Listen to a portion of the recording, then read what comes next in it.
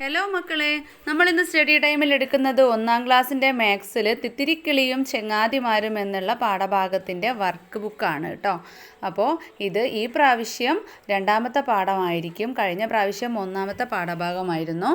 അപ്പോൾ നിങ്ങൾ പാഠത്തിൻ്റെ പേര് നോക്കിയാൽ മതിയേ. അപ്പോൾ നമുക്ക് പെട്ടെന്ന് തന്നെ ക്ലാസ്സിലേക്ക് കടക്കാം. ആദ്യത്തെ പ്രവർത്തനം എന്താണ്? ഉയരം കൂടിയ വീടിന് റോസ് നിറവും ഉയരം കുറഞ്ഞ വീടിന് മഞ്ഞ നിറവും കൊടുക്കൂ. ഏതാണ് ഉയരം കൂടിയ വീട്? വലിയ നീളമുള്ള വീടാണല്ലേ, അതിന് നമുക്ക് റോസ് നിറം കൊടുക്കാം. ചെറിയ വീടിന്, ഉയരം കുറഞ്ഞ വീടിന് മഞ്ഞ നിറവും കൊടുക്കാം. ഞാനിവിടെ ഒരു ടിക്ക് ചെയ്യുന്നുണ്ട്, മക്കൾ കളറ് കൊടുക്കണേ. മീനുവിൻ്റെ കയ്യിലെ കനം കൂടിയ പുസ്തകത്തിന് ചുവപ്പ് നിറവും കനം കുറഞ്ഞതിന് നീല നിറവും കൊടുക്കണം. കനം കൂടിയ പുസ്തകത്തിന് ചുവപ്പ് അടയാളം ഇട്ടിട്ടുണ്ട്, കനം കുറഞ്ഞ പുസ്തകത്തിന് നീല അടയാളവും ഇട്ടിട്ടുണ്ട്. അപ്പോൾ മക്കൾ പുസ്തകത്തിന് കളറ് കൊടുക്കുക. ഇനി നീളം കൂടിയ കമ്പ് പിടിച്ച ആളുടെ വസ്ത്രത്തിന് ഓറഞ്ച് നിറവും നീളം കുറഞ്ഞ കമ്പ് പിടിച്ച ആളുടെ വസ്ത്രത്തിന് വയലറ്റ് നിറവും കൊടുക്കൂ. അപ്പോൾ ആരാണ് നീളം കൂടിയ കമ്പ് പിടിച്ചിട്ടുള്ളത്? അച്ഛനാണല്ലേ. അപ്പോൾ അച്ഛൻ്റെ വസ്ത്രത്തിന് ഓറഞ്ച് നിറവും നീളം കുറഞ്ഞ കമ്പ് പിടിച്ച അമ്മയുടെ വസ്ത്രത്തിന് വയലറ്റ് നിറവും കൊടുക്കണം. അടുത്ത പേജ് നോക്കിക്കേ. വീട്ടിൽ നിന്ന് അകലെയുള്ള മരത്തിൻ്റെ ഇലകൾക്ക് മഞ്ഞ നിറവും മരത്തടിക്ക് കറുപ്പ് നിറവും കൊടുക്കൂ. ഏതാണ് വീട്ടിൽ നിന്നും അകലെയുള്ള മരം? ഇതാണല്ലേ. ഇതിൻ്റെ ഇലകൾക്ക് എന്ത് കൊടുക്കണം? മഞ്ഞ നിറം കൊടുക്കണം. മരത്തടിക്ക് കറുപ്പ് നിറവും കൊടുക്കണം.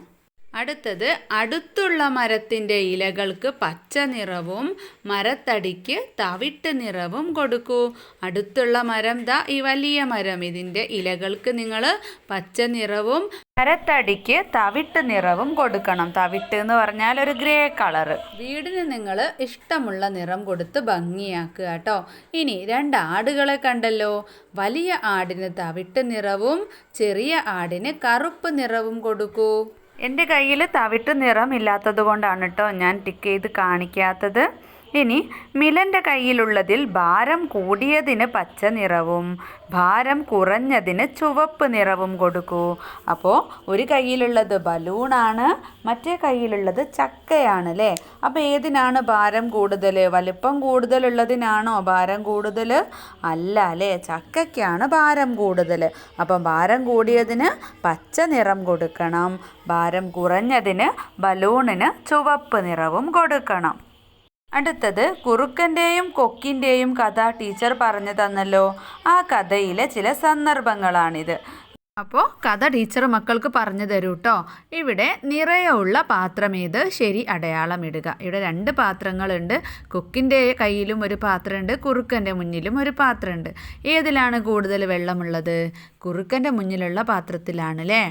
ഇനി താഴെ നോക്കിക്കേ. ഒഴിഞ്ഞ പാത്രം ഏത്? ശരി അടയാളം ഇടുക. കുറുക്കൻ്റെ മുന്നിലുള്ള പാത്രമാണല്ലേ ഒഴിഞ്ഞു കിടക്കുന്നത്.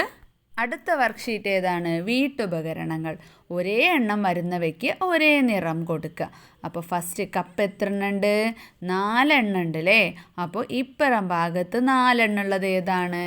ഞാൻ ഒരേ നമ്പർ ഉള്ളതിന് ഒരേ കളറ് കൊണ്ട് ശരി അടയാളം ഇട്ടിട്ടുണ്ട് കേട്ടോ. അപ്പോൾ മക്കൾ ഒരേ നിറം കൊടുക്കുക കേട്ടോ, ഒരേ നമ്പർ ഉള്ളതിന്. അടുത്ത പേജ് നോക്കിക്കേ.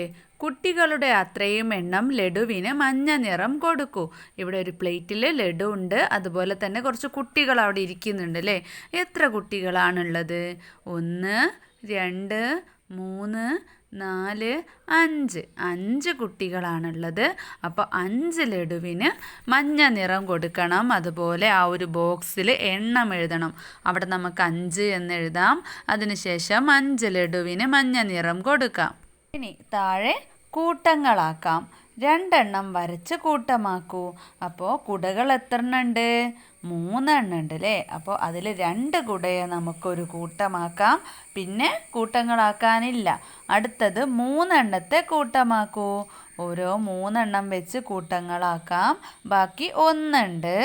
ഇനി 5 എണ്ണത്തിനെ കൂട്ടമാക്കൂ, നിറം കൊടുക്കൂ. അപ്പോൾ ഇഷ്ടമുള്ള നിറം കൊടുക്കണം.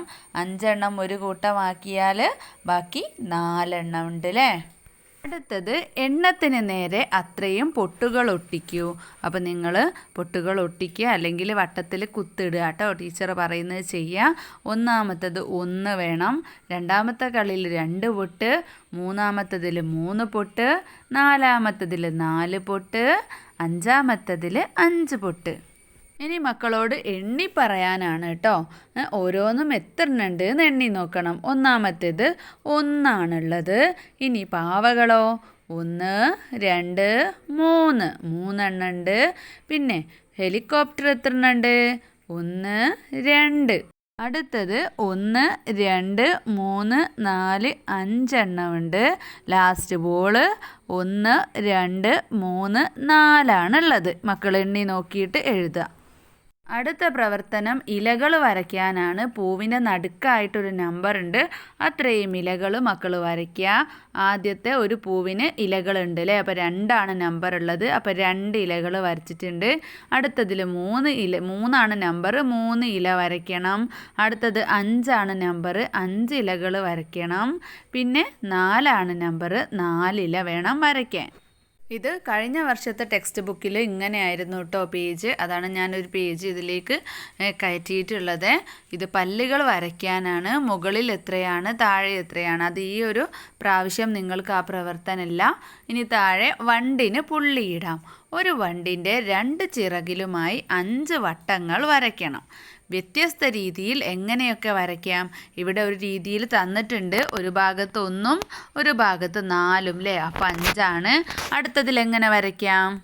ഒരു ഭാഗത്ത് 2ഉം മറ്റേ ഭാഗത്ത് 3ഉം, അപ്പോൾ 2ഉം 3ഉം 5 ആണ്. ഇനിയോ മുകളിൽ തിരിച്ചിട്ടിട്ടില്ലേ 4 വരയ്ക്കാം. ഒരു ഭാഗത്ത് 1 ഇപ്പുറം ഭാഗത്ത് വരയ്ക്കാം. 4ഉം 1ഉം 5 ആണ്, 1ഉം 4ഉം 5 ആണ്. ഇനി 2ഉം 3ഉം നമ്മൾ കുത്തിട്ടു, അതുപോലെ തന്നെ 3ഉം 2ഉം കുത്തിടാം. 3ഉം 2ഉം 5 തന്നെ. അപ്പോൾ ഇത്രയാണ് കേട്ടോ മക്കളെ ഈ ഒരു പാഠഭാഗത്തിൻ്റെ വർക്ക് ബുക്കിലുള്ളത്. മക്കൾക്ക് ക്ലാസ് ഇഷ്ടപ്പെട്ടാൽ ലൈക്ക് ചെയ്യാനും ഷെയർ ചെയ്യാനും സബ്സ്ക്രൈബ് ചെയ്യാനും മറക്കരുതേ. സ്റ്റഡി ടൈമിൻ്റെ മറ്റൊരു ക്ലാസ്സിൽ കാണാം.